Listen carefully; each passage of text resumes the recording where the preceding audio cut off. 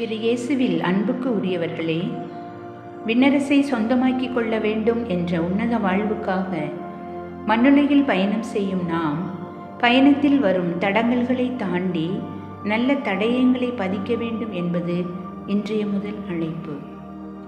ஏழை எளியவனை குறித்து கவலை உற்றவன் பேறு பெற்றவன், ஆண்டவர் அவனை காத்துக்கொள்வார். திருப்பாடல் 40 என்கின்ற இறை வார்த்தையும், மத்தேயு நற்செய்தி 20:1-16 வரையிலான இறை வார்த்தையும் இப்படி வாழ நமக்கு அழைப்பு விடுக்கிறது.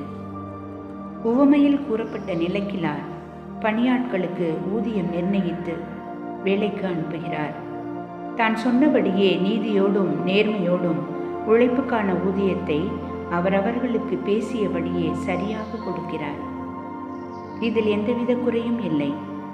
ஆனால் சில சமயங்களில் உடன் பயணிப்பவர்களின் மனநிலை, ஆண்டவராகிய இயேசு நமக்கு இலவசமாக தந்த அழகிய உலகையும் உறவுகளையும் பொறாமை என்ற தீய பண்பினால் மாசுபடுத்தி விடுகிறது. நமக்கு உரியதை நாம் பெற்றுக்கொண்டோம் என்ற நிறைவுக்குள் பயணிக்காமல், பிறரை ஒப்பிட்டு பார்ப்பதில் அதிவேகமாகவும் விரைவாகவும் செயல்படுவதால் சரியான பாதைகளை கூட நம் விமர்சன பார்வைக்கு உட்படுத்திக் கொள்கிறோம்.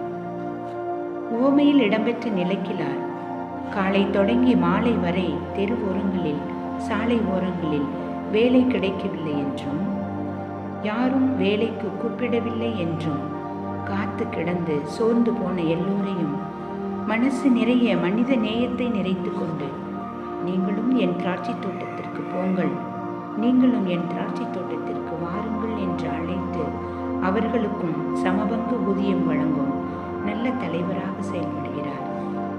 உங்கள் மகிழ்ச்சியை உங்களிடமிருந்து யாரும் பறித்துவிட முடியாது என்ற இறை வார்த்தை இதில் நிறைவேறுகிறது.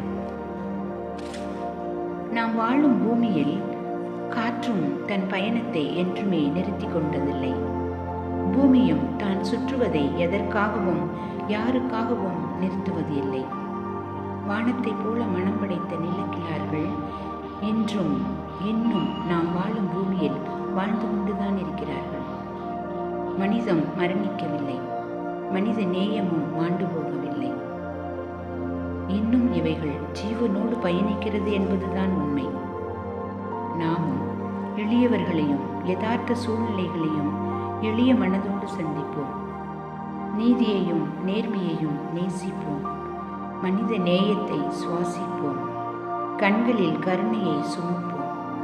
ஏழையரின் திருச்சபை வளர பணி செய்வோம். நாம் சிந்திக்க சில வரிகள். யாரென்றே அறியாத ஒருவர் அழும்போது காரணமே இல்லாமல் நம் கண்களும் கசியுமாயின் அதுவே மனித நேயம்.